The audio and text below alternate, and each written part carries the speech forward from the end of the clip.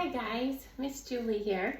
So today I kind of wanted to talk about the legal definition of sex trafficking because we've done a lot of videos on pimps and the Romeo pimp and the victims and why a victim doesn't necessarily leave her trafficker. And we know this is not just girls. You know, I tend to say girls or her, you'll hear a lot because 96% are actually female. It's just the nature of what it is. But we do know that boys are definitely at risk as well, especially younger boys that maybe don't have the best home life at home.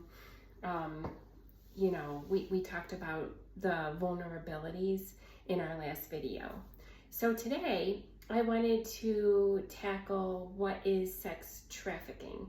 So sex trafficking legally is the recruitment, harboring, transportation, provision, obtaining, patronizing, or soliciting of a person for the purpose of a commercial sex act, in which a commercial sex act is induced by force, fraud, or coercion, or which the person induced to perform such an act has not attained the age of 18. So this is our legal definition of what sex trafficking is. So to break this down a little bit, there has to be force, fraud, and or coercion. Somebody is either feeling blackmailed, pressured, or literally they're being forced to do a sex act that they do not want to do. Now, we also know that there is absolutely no such thing as a child prostitute. You know, most people that enter into a human trafficking situation, we know that's usually because of vulnerabilities. We know about the grooming and recruiting purposes and the plots that predators use, right? We understand all of this. However, when you're dealing with anybody under the age of 18, a minor, this is not a choice. These kids are dependent on a parent, a guardian, somebody to take care of them. And so I kind of wanted to start here because I feel like we've done a lot with pimps, we've done a lot with human trafficking, especially the organized rings. However, what we're also seeing a lot of, not only here in Rochester, but our surrounding areas, such as Livingston County, Wayne, Penn Yan. You know, a trafficking ring was just broken up in Penn Yan about 2 months ago. And this is upstate New York. So we're not talking like big city stuff either. You know, our numbers aren't based on only New York City. You know, we know that this is happening in rural, small towns. And my case in point, there was a human trafficker named Tracy Wagner. And Tracy lived in a trailer park.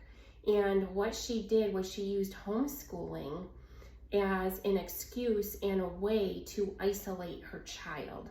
So what she did was essentially was able to pull this child out of any kind of social interaction with students, teachers, friends, whatever, and she kept her home. And at the age of 7, started selling her out for drugs, alcohol, and money. Now, Tracy did turn herself in, but this wasn't till the child reached the age of 14. So half her life, from 7 to 14, was literally being forced to have to do these sex acts with people that were coming in that the mother was accepting payments for. And so we do see this a lot, honestly, more often than what I wish I could tell you. So we know that aunties, you know, grandparents, it's horrible, absolutely horrible what we're seeing. Now, sometimes you'll get a kid that actually wants to run away from the situation. Well, then that puts them at greater risk because now they're out on the street. And we know within 48 hours, human traffickers will actually approach a runaway or a teen that's on the street. And it's much, much worse for them.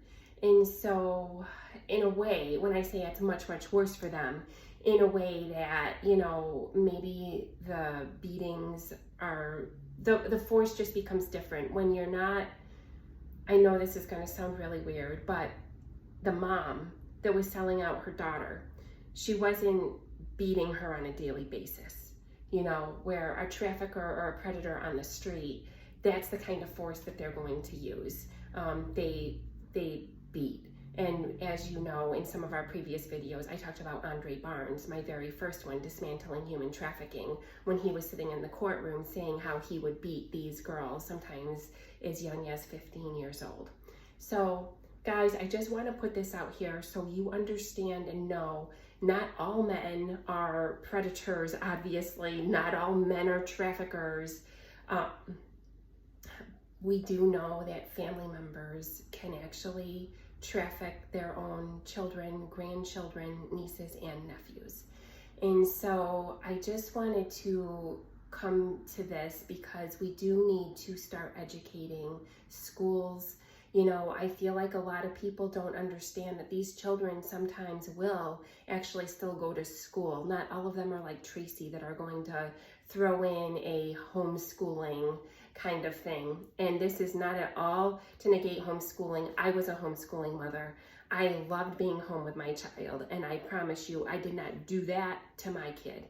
So there's a lot of parents out there that homeschool for very, very good, valid reasons. However, we do know predators use it because of the isolation factor. And that's what traffickers do. They are going to try to remove you either physically, or it's going to start with that grooming and recruiting kind of thing where the brainwashing is making you more and more afraid of outsiders that are outside of the life, you know, and the life is just a term we use in the human trafficking world. Okay guys, thanks for watching. I hope this is helpful.